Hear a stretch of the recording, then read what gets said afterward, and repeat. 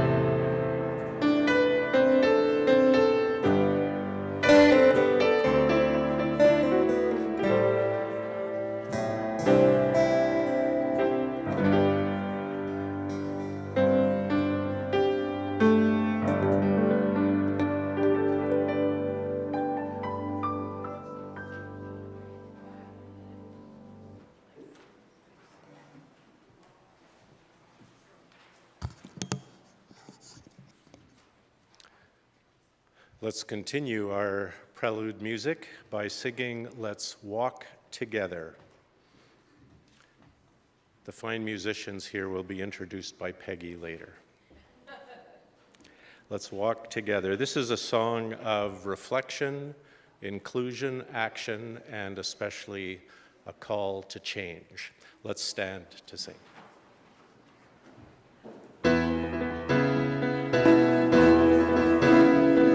Let's walk together for a while, and as the reading begins, to build a world where love can grow and hope can enter in, to be the hands of healing and to plant the seeds of peace, singing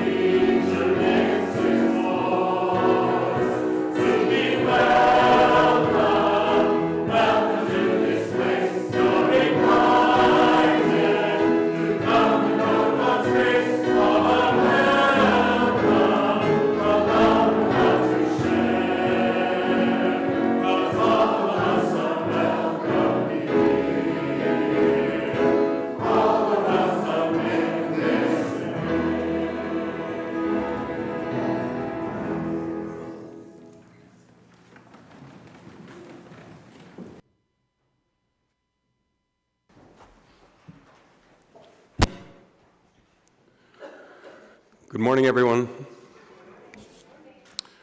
Welcome to all here in the sanctuary, as well as those watching us online. Listening to the prelude and us singing that first hymn, I was thinking as worship leader, I should just have us sing and listen to music for the hour. But wanting to stay in the good graces of the pastors, I think I'll keep going. Today is Peace Sunday.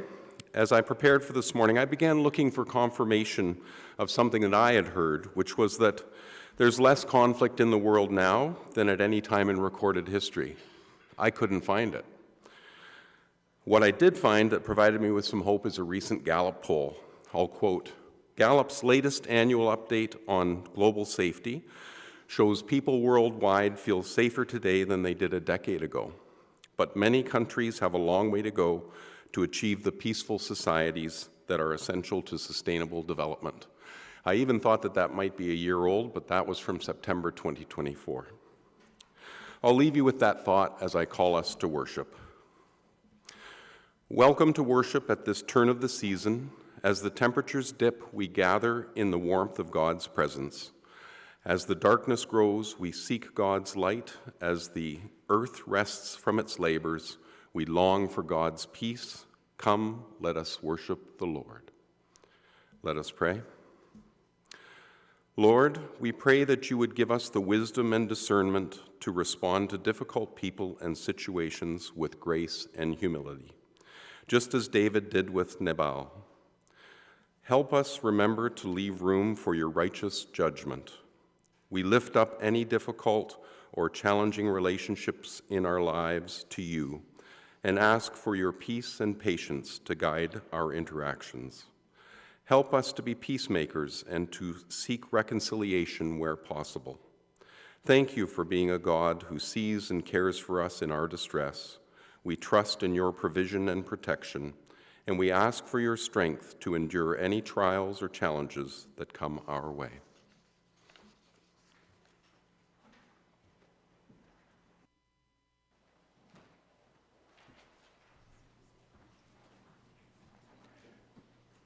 Hymn number 797 is kind of a Mennonite anthem. This is based on Menno Simon's writing. He was being falsely accused, and he wrote this in his defense and also of his fellow Anabaptists. Let's stand to sing.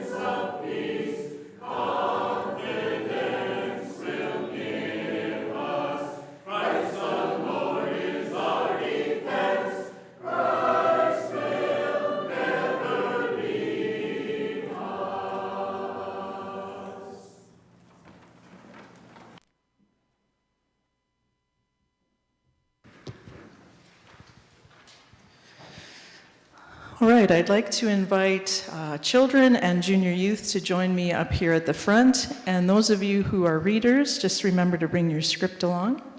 And we'll start here, and then in a few minutes we'll take our spots for the reading. If you have offerings, we'll collect those here.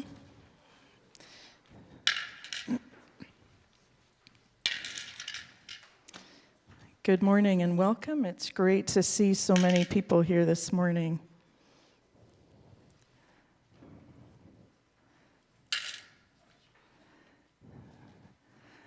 So as Michael already shared this morning, we are to Today is a special Sunday, and we're calling it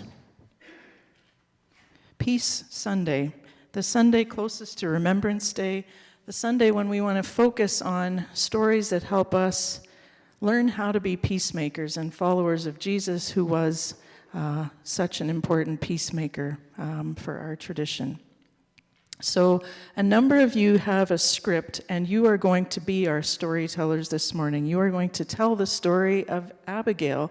This is a story that comes from the Old Testament, and it is smack dab in the middle of the story of David, who became king.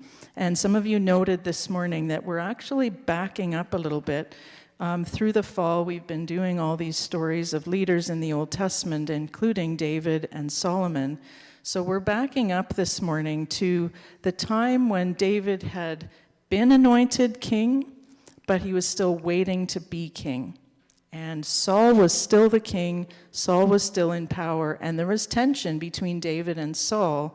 And David was actually hiding out in the wilderness with a bunch of his friends, waiting for the time when maybe it would be right for him finally to become king. And then we have this interesting story of Abigail, kind of stuck right in the middle of this time of David's waiting to be king. So I'm going to invite the readers now to go and find the spots where you're going to tell the story from. And we'll listen to the story, and then we'll come back here and gather for a couple minutes after that just to reflect on the story. So this is a story of how Abigail makes peace. And everybody got their spot and their mic and their script, and I'm going to hand this one off to Trent. When Samuel died, all of the people of Israel gathered to mourn him. They buried him at his home in Ramah. Once the funeral was over, David and his men moved down to the wilderness of Paran, far to the south. David was still hiding from King Saul, who wanted to kill him. A certain man in the area owned property in Carmel, a town south of Hebron, near the Dead Sea. This man was very rich. He owned 3,000 sheep and 1,000 goats. It was sheep shearing time in Carmel, time to give thanks, celebrate, and have a feast. The rich man's name was Nabal, which means foolish, and his wife's name was Abigail. She was smart and beautiful, but he was a mean-spirited and bad-tempered. From his hiding place in the wilderness, David heard that Nabal was shearing his sheep. Knowing there would be feasting and celebrating, David gathered 10 young men to send to Nabal asking for gifts. Go to Nabal, greet him in my name. Here is what you should say. Live long, peace be to you and your entire household. I hear that it is time to shear the sheep. I want to remind you that your shepherds have been near us in the wilderness.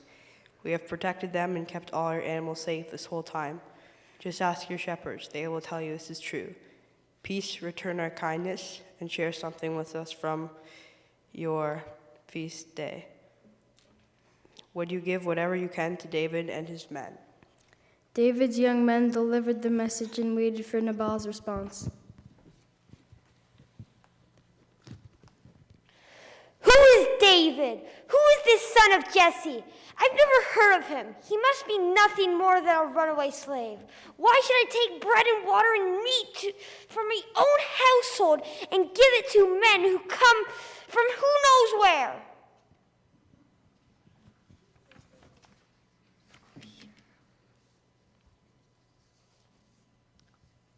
So David's young men returned to him by the same road and told him what had happened. Strap on your swords. We protected everything this guy owns for nothing. He lost none of the things belonging to him. We did him a good turn, and now he rewards us with evil. I swear to God, by tomorrow morning, I will kill all the males in Nabal's household. All of them put on their swords, including David, and about 400 of his men followed him, while 200 remained behind with their supplies. Meanwhile, one of Nabal's servants recognized how rude his master was and told Abigail what was happening. Abigail, I am afraid I have bad news. David sent messengers from the wilderness to greet our master, and Nabal insulted them. David's men have been very good to us. We were safe while they camped near us, and we never lost a single sheep in the fields in all that time. They were like a wall protecting us day and night while we were keeping the sheep. I thought you should know this and think about what to do next. I am afraid evil is coming to my master and his entire household if you don't do something. Nabal is so difficult. No one can talk sense into him. Abigail recognized the danger. She rushed around gathering gifts similar to what her husband should have offered. 200 loaves, 2 jugs of wine, 5 sheep, butchered and ready for the barbecue, more than 50 quarts of roasted grain, 100 clusters of raisins, and 200 fig cakes. She had these loaded on donkeys. She didn't tell Nabal what she was doing. She decided to approach David herself. Go ahead of me with all the gifts. I'll be right behind you. As she rode down the mountain on a hidden trail, she met David and his men. When Abigail saw David, she dropped quickly from her donkey and fell to the ground, bowing down in front of him. My lord, I am taking responsibility for what has happened here. Please let me speak, and I beg you to listen to me. Do not take seriously the words of this worthless man. Nabal is a fool. His actions have proved it. Unfortunately, I did not see the young men you sent. I trust that God will keep you from senseless killing and from seeking vengeance yourself. Please accept my gifts and distribute them among the young men who are with you. Please forgive our household for what Nabal did. I believe that God will bless you with a long-lasting dynasty, and no evil will be found in you as long as you live.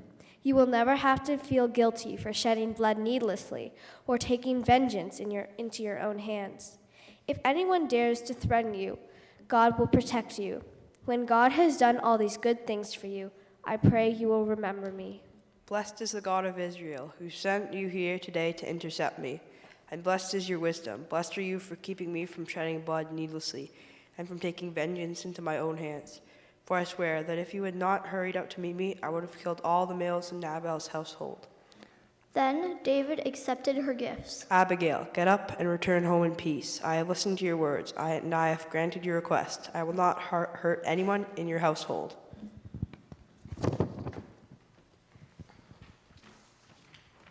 All right. Thank you so much, readers. You did a great job of telling us that story. And quite a story it is. As I was preparing for today, I was thinking, the part of the story that really stood out for me was that moment when Abigail, she'd gathered all this food together, and she puts it on donkeys, and she heads out to meet David. And I thought, oh my goodness, she is taking a real risk here. She's in danger because he's mad and he's ready to kill all the men in her household, and she's out there trying to stop him. And I thought that's quite an impressive, courageous act, but also scary time. And so I think of that part of the story as just this kind of decisive moment where David has to decide what he's going to do. Is he going to carry on and go ahead with the massacre he's planned? Or is Abigail actually going to stop him? And as we know from the story, he did take a second thought. He took a moment, and he realized that this wasn't a good idea. And I also like the part where Abigail kind of holds up a mirror to David and says, do you really want to be this guy? Like, do you really want to be a person that does this kind of violence? Think about how that will affect you for the rest of your life. Think about how people will look at you if this is the kind of person you are. So she really makes him think twice about what he's about to do, and in that moment, everything changes. Thank you so much for coming up here. I did think that maybe, can we think of a word for Abigail that we can add to our tree of qualities that we want to see in leaders? Was there something that Abigail did? Is there a word to describe Abigail in this story? I know we already have a bunch of words up here, so there might be some repeats. But is there any word you can think of that we could add? Brave? Is that what you said? Brave? Is that what you were thinking? Peaceful? Any others? Courageous. And I think we have some of those words up here already, but if not, you know what? We can add some more. So maybe I'll write those on leaves and we can add those. One other I thought of was creative. She had to think creatively and quickly and make a decision, and I think that was another word that really helped. All right, so I'll just add those words and then we can add them to our tree.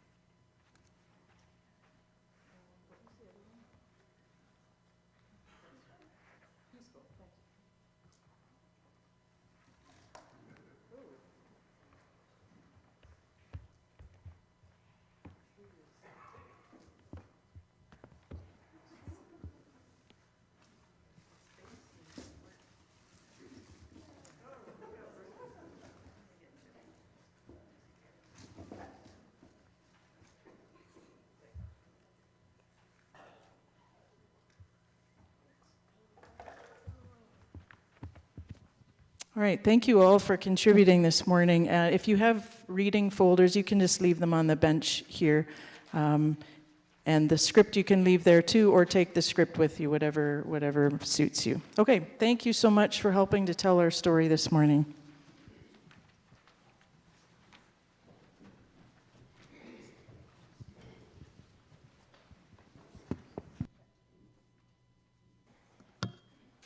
Check, check. There we go. Good morning, everyone. While my fellow musicians are getting set up, I will introduce them. Everybody knows Darrel. This is a friend of mine, Peter Schroeder, and my friend George Lonsbury. George I've known for, 20 years. Met him through my ex-husband, Tom. And Peter, also known through music, and we jam together on Thursday nights. Both Darrel and George have come along to make music, so music is what binds us together.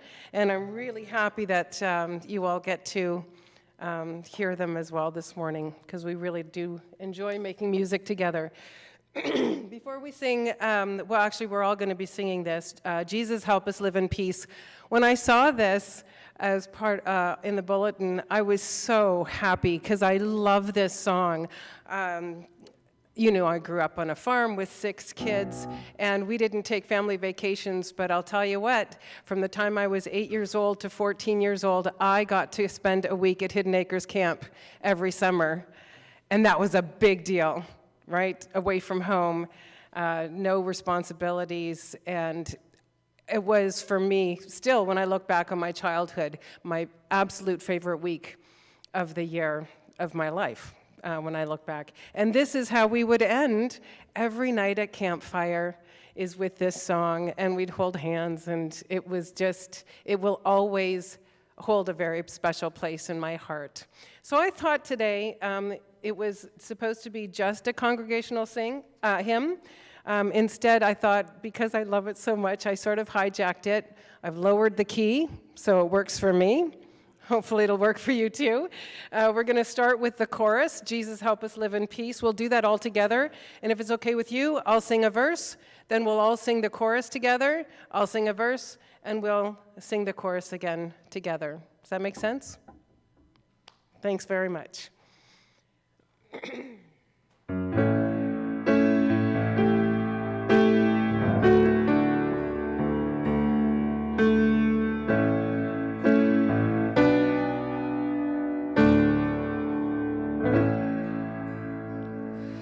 Jesus, help us live in peace.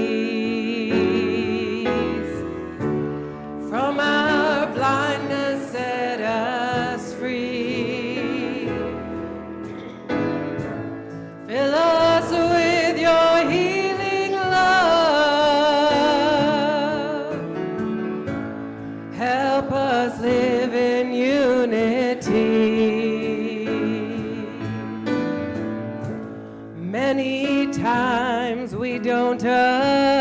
agree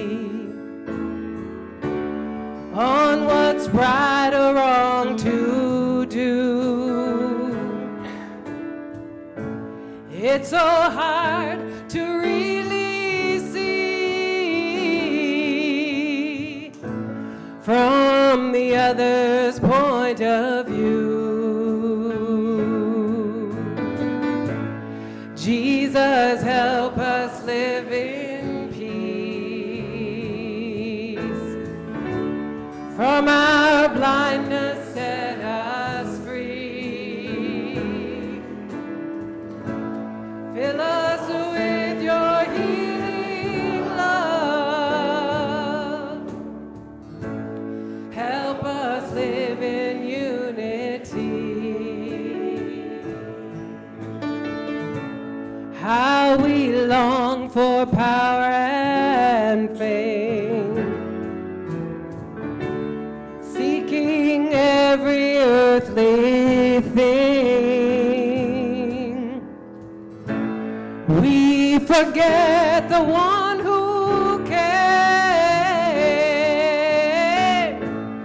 as a servant, not a king. Jesus, help us live in peace. From our blindness, set us free. Fill us with your healing love. Help us live in unity.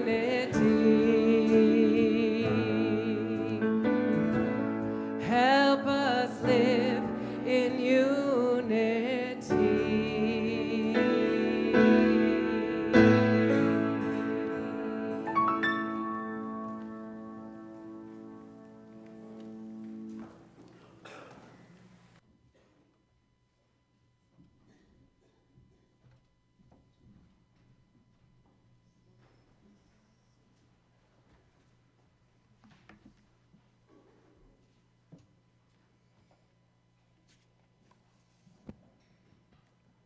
Thank you so much, musicians, for leading us in worship in the way you have already, and we look forward to more. As I wrote in the newsletter, our church newsletter this week, it feels like for me this peace season is even more fraught than usual. Coming from a peace church tradition, Remembrance Day can be tricky at the best of times. How do we show honor and respect for the courage and sacrifice made by so many, without glorifying war or making assumptions that it was necessary? But this year feels maybe especially unsettling, given the divisive election season in the U.S. and I think here too, ongoing violence in so many places around the world and the ripple effects from all of those. Violence in all its forms is hard to stop once it has fuel and momentum. And ceasefires and post-war plans are notoriously hard to manage. Even peace treaties are often flawed. They can so easily unravel and unfortunately plant the seeds of resentment that will fester and simmer, ready to explode again. And truth and reconciliation commissions in the aftermath are grueling and taxing and exhausting processes. Remembering past wars can be disheartening, especially if the next one is already underway. And as many have said, the best way to stop a war is to prevent it. Abigail's story in 1 Samuel 25 tells of a woman who stopped violence in its tracks. She stopped David on his way to exact revenge on her husband and household. And her creative and courageous peacemaking changed the narrative and offered another way. And so it is a fitting story for us on Peace Sunday. So let's take a bit of a closer look at the story that already has been told to us so well by our children and junior youth. The context is this: after the death of the prophet Samuel, David feels more vulnerable to the volatile King Saul. And so David flees into the wilderness, taking with him a ragtag bunch of supporters, and they're described this way: everyone who was in distress, everyone who was in debt, and everyone who was discontented gathered to him, and he became captain over them. Sounds like quite a bunch. David, with the help of his men, hopes to ingratiate himself to a very rich local landowner, Nabal, by protecting Nabal's flocks and herds from animal rustlers. And David plans to get on the good side of Nabal and hopes for some food and supplies in return. Unfortunately, as we saw in the reading, Nabal doesn't seem to have a good side. He's described as crude and mean-spirited in all his dealings, brutish and bad-tempered, and prone to drinking too much. And his servants find him impossible to talk to. His name says it all. Nabal means fool or idiot. His wife Abigail is the opposite. She's described as beautiful, smart, sensible, and intelligent. And her name means that she is the joy of her parents. As our story unfolds, it is the sheep shearing season on Nabal's estate, time for feasting and celebrating, a perfect time for David to ask Nabal to share the bounty. David sends 10 of his men to Nabal with instructions to show due respect, offer verbal blessings, and then remind Nabal that no harm came to his shepherds and their flocks on David's watch. And they are also instructed then to ask Nabal to give whatever provisions he can spare to them. A little payback. But nasty Nabal dismisses David's request with contempt and disdain. He heaps scorn on David and his ancestry and refuses to share any of his bounty with David's men. Nabal refuses to be beholden to this ragtag bunch of misfits, maybe assuming David's nothing but an upstart with ambitions for the king's crown that are well beyond his grasp. David's reaction to the insult is instantaneous. His honor is threatened, his ego is bruised, his temper is triggered, and he rallies his men. "Strap on your swords," he orders, gathering 400 of his 600 men. And they march on Nabal's estate, vowing to kill every man in the household by morning. Meanwhile, one of Nabal's servants recognizes the dangerous situation that his master's insult have created, and he goes to Abigail, knowing that Nabal's impossible to talk to. And I assume Abigail already knows what it's like to be on the wrong side of one of Nabal's rages. The servant comes to Abigail and pleads with her to figure out what to do, knowing there's going to be trouble for the entire household. Most likely, Abigail already has experience managing the estate when Nabal's drinking and nastiness got out of hand. And she wastes no time, knowing she has to protect the household. She quickly gathers food and wine, packing it onto donkeys. She probably takes some of what was already prepared for the celebratory feasts to mark the shearing season.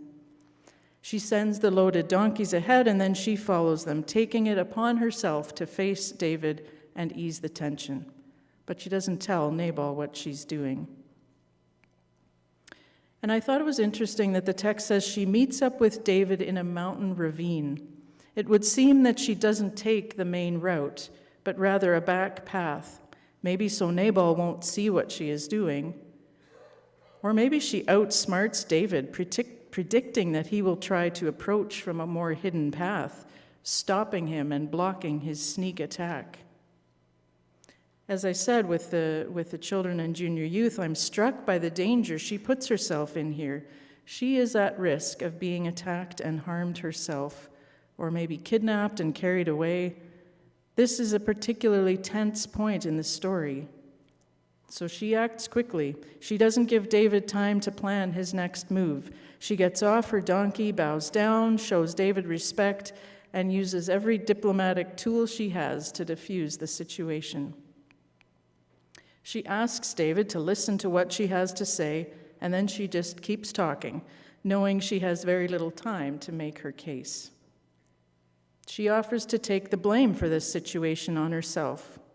She dismisses Nabal as wicked and ill-tempered and begs David not to pay attention to him. She reminds David that she never saw the young men he sent, implying that if she had, things could have turned out differently. And then she brings God into the equation. She appeals to David's heart and to his faith. She asserts with confidence that it is God acting to keep David from murdering and taking vengeance into his own hands. And if David does not do this terrible thing, Abigail predicts that God will reward him with a long-lasting dynasty. She plays to his better angels, reminding him that he does not want to have a massacre ruin his reputation and blemish his record when he becomes king. He does not want to bear the staggering burden on his conscience of needless bloodshed and vengeance. And she reminds him that God is the one to shield and protect. Even when enemies arise against David, he will be kept safe and secure in God's care like a precious treasure, and God will hurl aside those enemies. And when God has done all these good things for you, then please remember me, she says. Does she sense that what happens here could change who David becomes? Finishing her speech, she offers the gift that she has on the donkeys and asks David's forgiveness for any offense. And this is the moment of truth. David's thirst for revenge is on a knife's edge. He vowed that by morning he would kill all the men in Nabal's household, and I don't want to imagine what he and his men might have done to the women and children. The tension is high, and as Abigail falls silent, her life and her household hangs in the balance. Has she done enough? Has she said enough? Has she bought enough time? Has she given David enough to think about? Yes, she has. David is stopped in his tracks. He hears her. Her words make an impact. He praises her good sense. He credits God for putting her into his path. He blesses her for keeping him from murder and carrying out vengeance with his own hands. And he thanks God who has kept him from hurting her, protecting all of the household. And then he accepts her gifts and tells her to return home in peace. He promises that he will not kill her husband. And this is where we might want to heave a sigh of relief, danger averted. And that's where we ended our reading. But the danger is not over for Abigail. She still has to return home and explain to Nabal what happened. When she gets home, he's holding a feast like the feast of a king, and he's very drunk. Wisely, and probably from previous experience, she waits to say anything until the next morning. And I imagine that this was also a very dangerous and volatile situation for her. But when she tells him, the text says that Nabal's heart died within him, and he became like a stone. Maybe he went into a violent rage and had a heart attack. Maybe he was overcome by horror and fear of what could have happened. We don't know. And then just for some added drama, the text adds that 10 days later, the Lord struck him and he died. And as if that isn't enough twists and turns, when David hears the news of Nabal's death, he praises God for returning Nabal's evildoing onto the foolish man's own head and keeping David from exacting revenge. And then David reaches out to Abigail and asks her to be his wife. And she says yes. What a story. There is much we could find here. Let me share 3 things that I noticed. First of all, Abigail's story interrupts. Its placement in the Bible interrupts the epic saga of David, the one who will be remembered as Israel's greatest king. Her story disrupts the hero narrative that goes on for many chapters. The story of David, who from humble beginnings and who very young becomes a brave hero for his people and grows into a successful warrior and a great and glorious king. Abigail's story interrupts the even larger storyline of Israel, conquering and settling on the land, reaching triumphant heights when David establishes his reign in Jerusalem and Solomon builds a temple to God there. And we've spent a fair bit of time in that story this fall. Abigail's disruptive story reminds us that in these glorious and triumphant storylines in the Bible, there are victims of violence.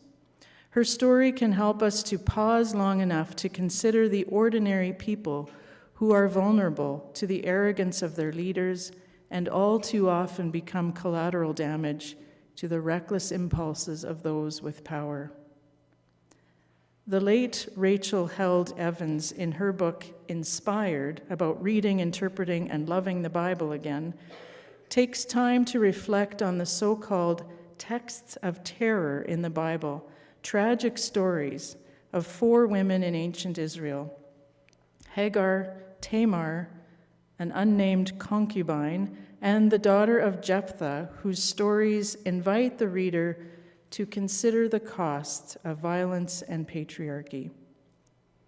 There is a particularly violent story in Judges 11 where Jephthah sacrificed his own daughter as a burnt offering in exchange for God's aid in battle.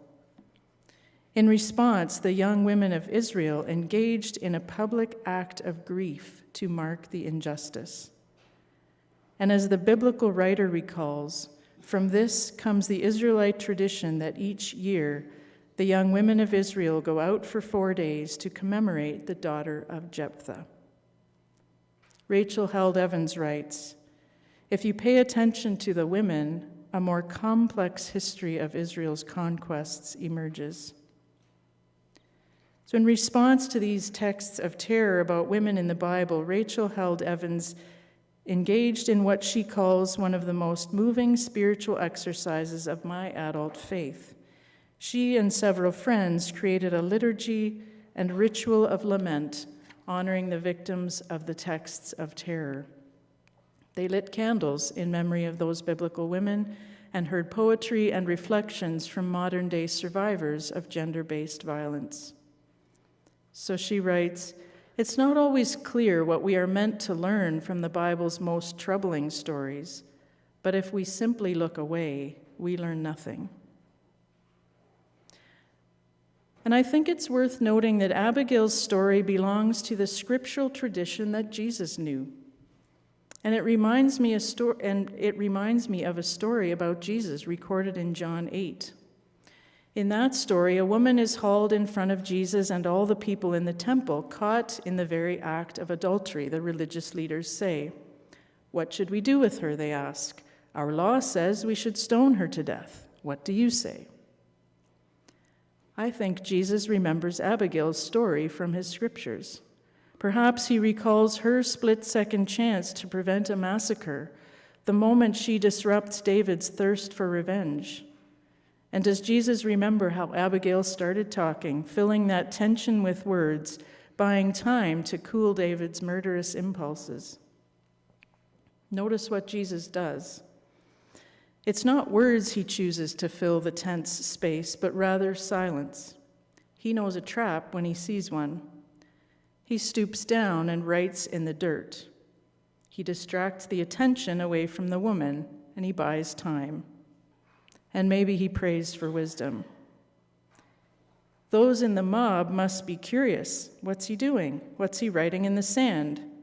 But they soon get impatient. They want an answer.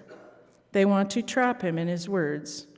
So they keep questioning him, and finally he straightens up and says to them, "Let anyone among you who is without sin be the first to throw a stone at her." And then he bends down and continues to write in the dirt. Again, it's one of those hair-trigger, knife-edge moments. The woman's life hangs in the balance. It could go either way. Has Jesus done enough? Has he said enough? Has his interruption done enough to make them reconsider? And we can imagine the crowd with stones in their hands, ready, righteous, doing their duty to keep the law and purge the sin from among them and purify the community. But Jesus' words and his strange action of writing in the dirt interrupt them and surprise them just long enough. And one by one they go away, beginning with the elders until Jesus is left with the woman. "Where are they? Has no one condemned you?" he asks. "No one," she says. "Neither do I condemn you. Go your way, freed from sin." Like Abigail and like Jesus, peacemakers interrupt our war narratives and disrupt the trajectory of our violent impulses. The second thing I notice is that Abigail holds up a mirror to David, inviting him to look inward and recognize his shadow side, his short fuse, his fragile ego, his thirst for revenge. It is interesting to note that on either side of this story in 1 Samuel, there are two other stories of David when he could have killed King Saul but chooses not to. He has two opportunities to seek revenge for how Saul treats him, and he doesn't do it. He walks away. In those stories, he's able to control himself, refusing to harm the one anointed by God. But in our story today, Abigail needs to intervene to prevent a massacre, to prevent a vengeful act that goes far beyond an eye for an eye and a tooth for a tooth. So to stop him, she reminds him that he doesn't want to carry around the staggering burden of needless bloodshed, that kind of blemish on his record, and he doesn't need to be defined by this reckless, ruthless act. The biblical books of Samuel and Kings were likely written during the time the Israelites spent in exile in Babylon, when the people were struggling to understand what they had done wrong. These stories about the rise and fall of the monarchy and the loss of their land include all of the unflattering details of kingdom politics and much of its violence. This part of the Bible can serve as a cautionary tale, holding up a mirror to the Israelite people, helping them to understand where they lost their way. And I think Abigail also helps David consider the cost to his heart, to the essence of who he is. There's a concept in the Harry Potter stories that I think is relevant here. Any Harry Potter fans out there? The evil wizard, Lord Voldemort, hides detached fragments of his soul, called Horcruxes, in various objects in order to become immortal. And he cannot die as long as at least one Horcrux still exists. What is most troubling is that the fragments of his soul were created from killing another being. That act of murder splits a part of his soul, tears his soul apart, and does permanent damage. Thus, it is considered an act of evil to create one Horcrux, let alone 7, as the evil Lord Voldemort intends. I think this speaks to the damage that is done to the heart when one kills another. It's immense and immeasurable. And the more we dehumanize, the more we kill the image of God in the other, the more hatred and fear of the other we stir up, the more damage we do to our own hearts. And I think Jesus understood this when he said concerning anger, "You have heard that it was said, 'You shall not murder, and whoever murders shall be liable to judgment.' But I say to you that if you are angry with another person, you will be liable to judgment. And if you insult another person, you will be liable to the council. And if you say, 'You fool,' you will be liable to the hell of fire." I think he knows how destructive and damaging to our hearts it can be to spout nasty words against another. And the writer of the book of James knows this too. The tongue is a small part of the body, he writes, but it has an oversized impact. How great a forest is set ablaze by a small fire. And the tongue is a fire. It stains the whole body. No one can tame the tongue, a restless evil full of deadly poison. With it we bless God, and with it we curse those who are made in the likeness of God. And perhaps we could add to tongue the modern extensions of it: a text, a tweet, a post, a meme, an image, an email. Once the fragmenting of our souls has begun individually and collectively, the harder it is to stop. The more hatred we create, the more toxicity we stir up, the more we fuel the next act of violence, the next war, and the next. Abigail's story invites us, too, to look in the mirror and see where our stormy and shadowy impulses come from. Where are the seeds of resentment in our hearts? And what are the burdens of bitterness that we carry around? And who are the others that we think are scary and threatening? The third thing I notice is that Abigail is creative. She works with what she has.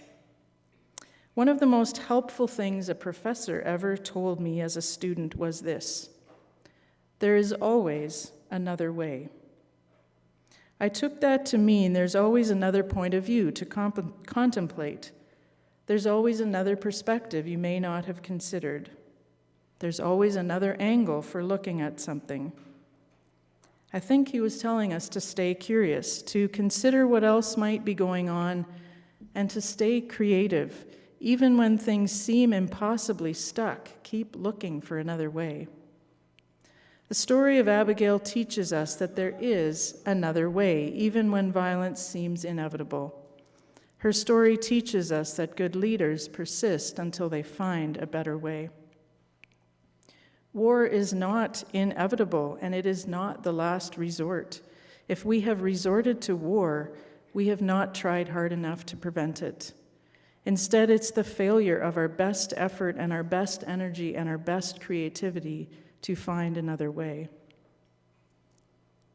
So as we reflect during this season of remembrance, we can extend our remembering to actively working for peace, starting small, starting local, in our homes, with our neighbors, in our communities. We can work at preventing the next flame-up of violence.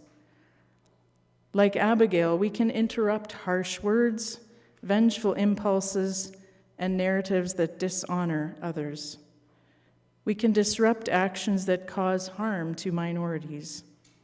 And we can look in the mirror and examine our own resentments and prejudices and dislikes. And we can choose against the weapons of violence and pick up the tools of creative community building instead.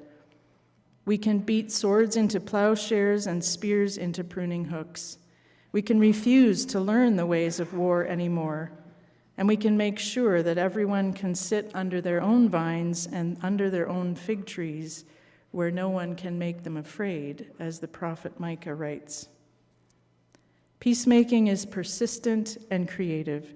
It insists that there has to be another way. It insists on protecting the image of God in each person.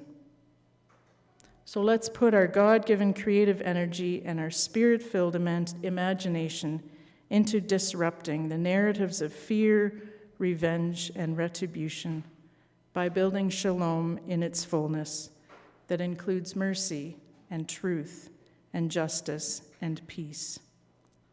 We have the tools we need, we have the teachings we need, we have the example to live by. The cost of the alternative is far too great. So like Abigail, let's load up our donkeys with the things that help to create shalom. And let's offer beauty into the brokenness, as our next song suggests, insisting that there is always another way.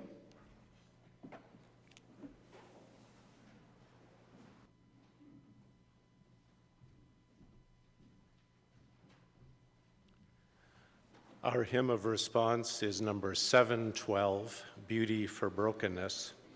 Graham Kendrick, who wrote both the music and the words to this hymn, had visited India just before he wrote this, and he wrote about the poverty and the brokenness he saw in so many places. In this song, there's an underlying assumption that the poverty and brokenness is a result of the selfishness and injustice on the part of those who are privileged. He said, "Within the most broken, there is great beauty." Let's stand to sing.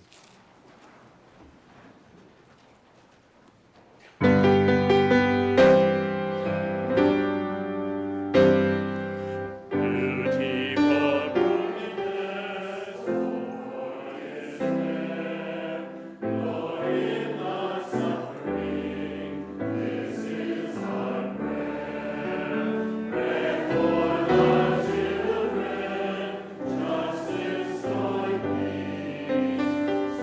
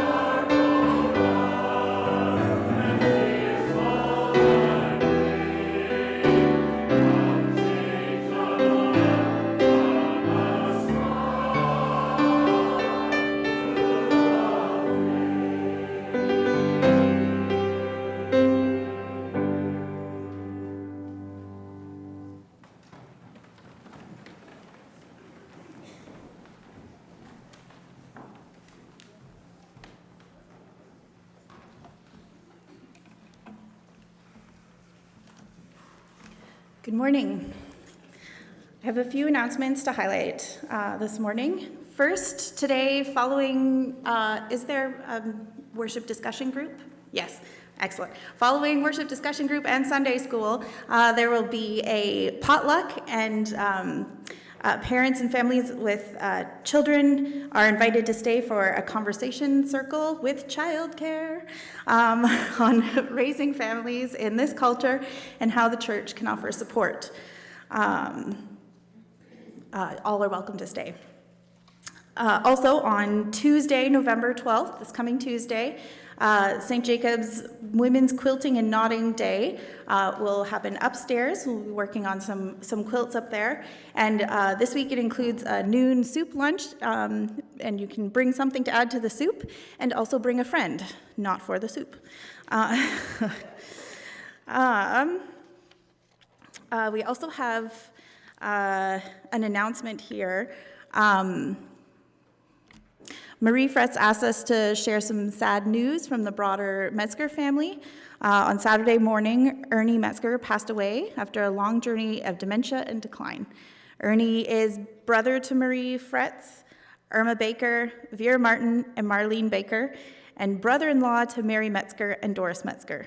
Information about his funeral will become available soon, and we will also pray for Ernie's wife Helen and for the Metzger family and his home congregation of Herb Street Mennonite.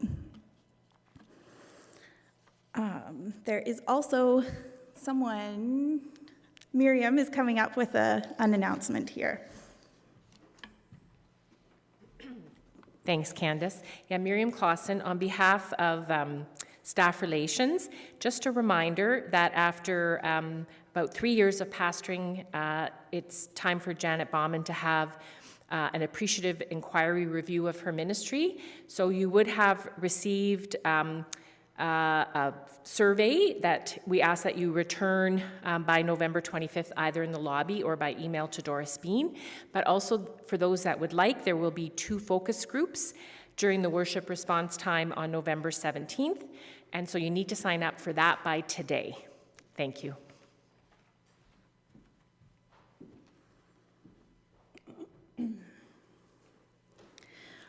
In a moment, Peggy Lieber, Darrel Martin, and George Longbury will share an offering of some more beautiful music for us as we receive our offerings.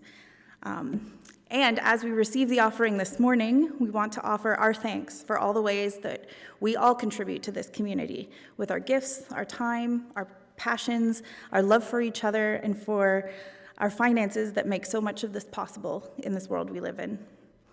Thanks be to God.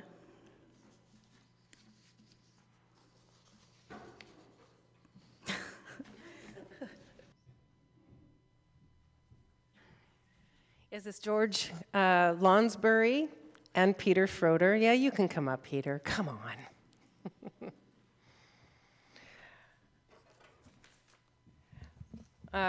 It's an old hymn that we're singing, Leaning on the Everlasting Arms. Sorry, I can't remember the number in the hymnal. You can look it up. You're welcome to sing along on the chorus if you like. A little bit of a different vibe than what you're used to, though. So I hope you like it.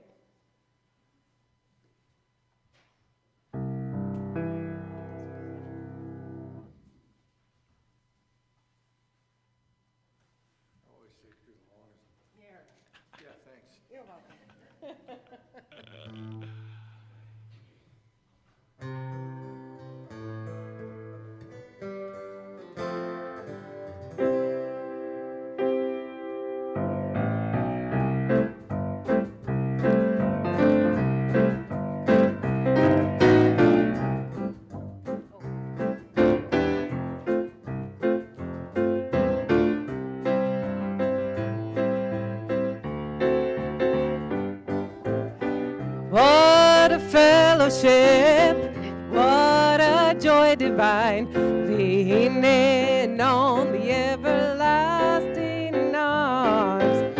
What a blessedness, what a peace of mind, leaning on the everlasting arms. Is this on?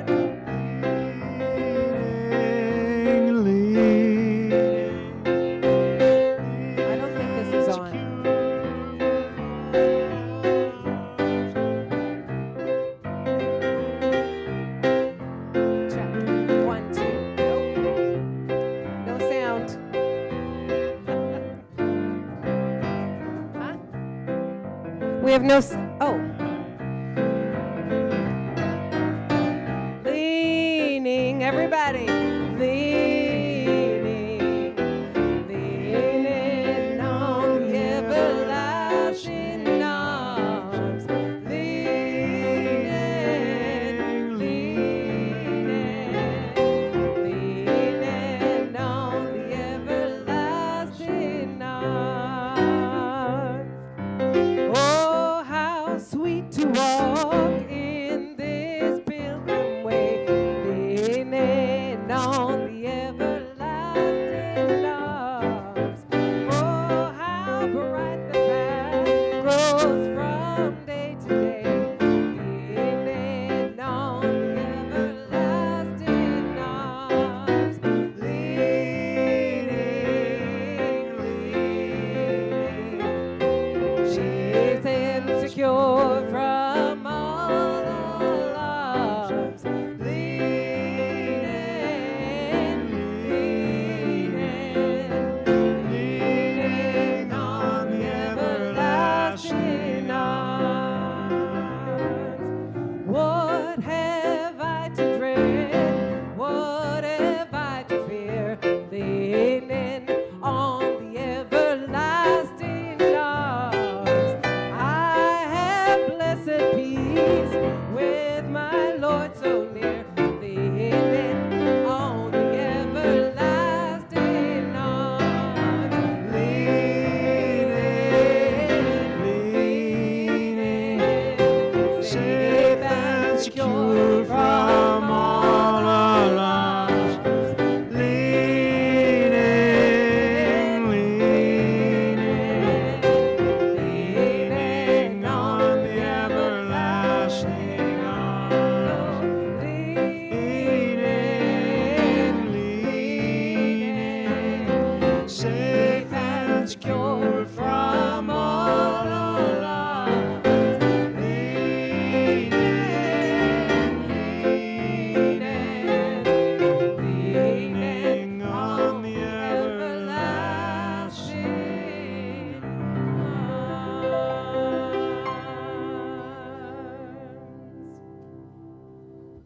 Thank you.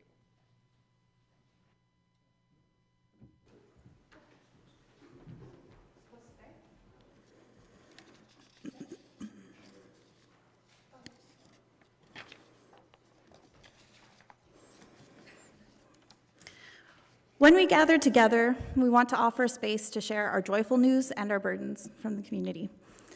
I invite you to raise your hand if you have something you would like to share during the Joys and Concerns time, and someone will bring a mic around to you. Please don't forget to introduce yourself.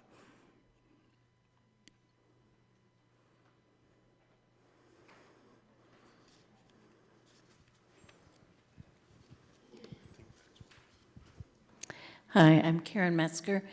I invite your prayers for some neighboring congregations of ours, Wallenstein Bible Chapel and Woodside Bible Fellowship. This week there was a tragic accident where Les and Sharon Fry were killed. They were either on their way or coming home from Brunner, where Les's sister Marlene Toy now lives. This is a third great loss for Wallenstein. Less than 2 months ago, Lucy Martin was killed while cycling one evening, and a month ago, Wayne Hockley, one of the people involved in their ministry team, passed away. That was not unexpected, but for Les and Sharon, it just brings up painful memories, I think, for those of us from Hawksville, when we lost Mel and Esther Weber, who there's connections here. The funeral was actually here because it was a large event, but that was Gloria Shantz's parents. So I can't imagine the pain that they're going through. Les and Sharon are my age. For about 40 years, they were missionaries or whatever they called it in Spain. So some of their family actually lives in Spain, but anyhow, a huge, huge pain for them. We pray that the Lord will hear our grief and hear our prayers for that community, the Wallenstein community, and for all the other traumas that this can trigger. Lord, hear our prayer.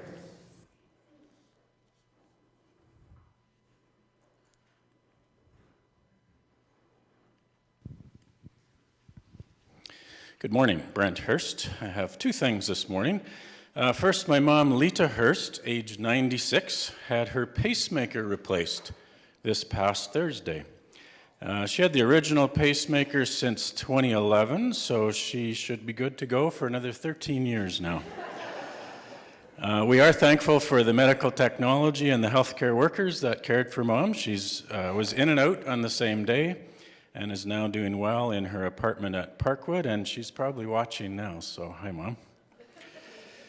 The second is that I'm asking for prayers for my own surgery this coming Thursday. I was diagnosed with prostate cancer earlier this year. Although a bit shocking, they found it early and consider the surgery a cure. So there's low chance of it spreading. Now, you might know that November is Prostate Awareness Month. I did not plan on being the poster boy for that, but consider yourself aware. And if you have a prostate, go check your PSA blood test and act accordingly. For me, that will be surgery on Thursday, November 14th in Hamilton. I expect to be home sometime on Friday. Please pray for successful surgery and a good recovery. Thanks. We give thanks for the access to medical care that we have here, for the quality of medical care that we are afforded in Ontario, and we pray that everything goes according to plan this week. Lord, hear our prayer. And we might as well, thanks be to God as well. Thanks be to God.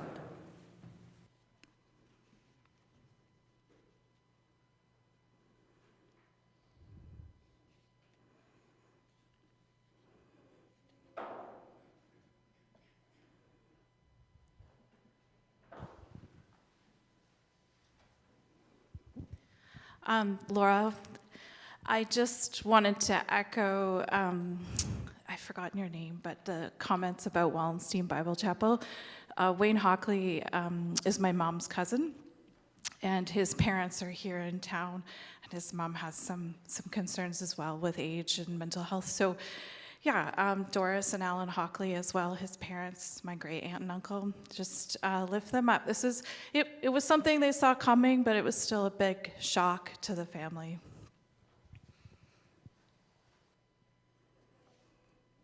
So for this family in the midst of grief, we ask that you hear our prayers. Lord, hear our prayer.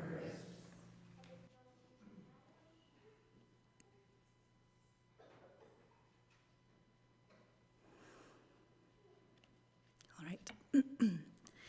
As we remember these things and many others, I offer a prayer for all of the things on our hearts, from our own lives, from within our community, and from our world.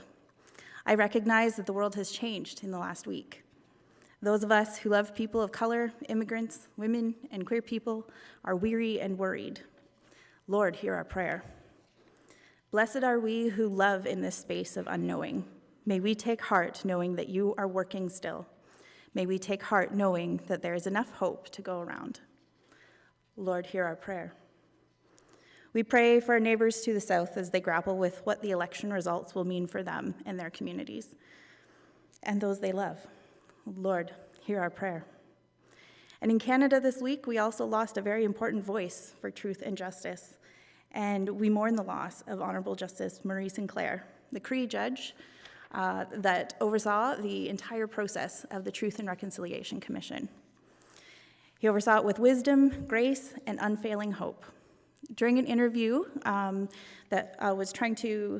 the interviewer was hoping to understand his motivations for beginning the TRC, Justice Marie Sinclair had this to say: "We must never give up the responsibility of doing what we can when we can. The teaching that I have learned is at the end of my life, I will be turned around on my spirit journey, They will turn me around and they will make me look back on the trail that I created in this world, he said. They will ask me to account for everything I did, but also everything that I didn't do that I could have done. I have to be prepared to speak to that. So blessed are we who have been taught and directed and reconciled to each other by the great leaders that God is raising up in every generation.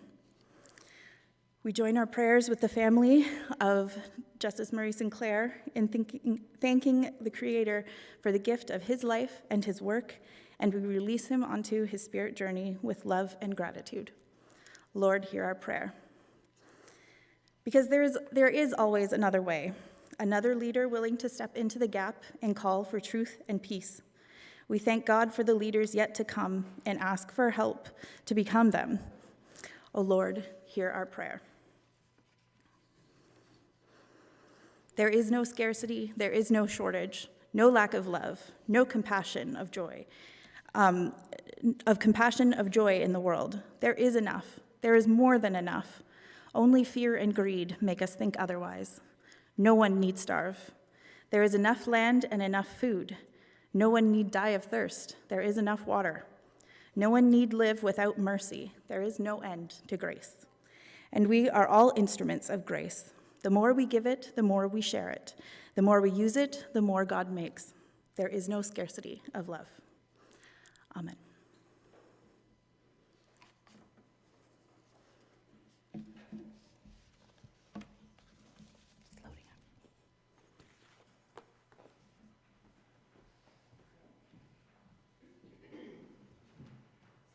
Check. Is it on this time? If everyone can turn to hymn number 804, There is More Love Somewhere. My apologies again. I have lowered the key so that it is easier for me. I'm going to sing just the first verse on my own, and I have chosen the verse where we sing for peace on the first verse. And then from there, we will sing There's More Love, There's More Hope, and There is More Joy. And I did that because the times are emotional right now. And of course, we want peace. I like to focus on the joy. I like to really follow the joy, so that's why I thought we would end with that.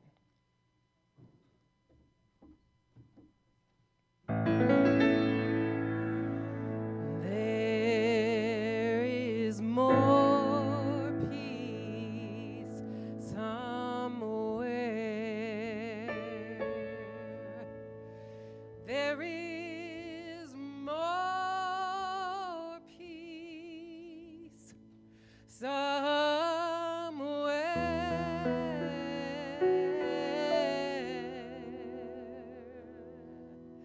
I'm gonna keep on till I find it, 'cause there is more peace somewhere.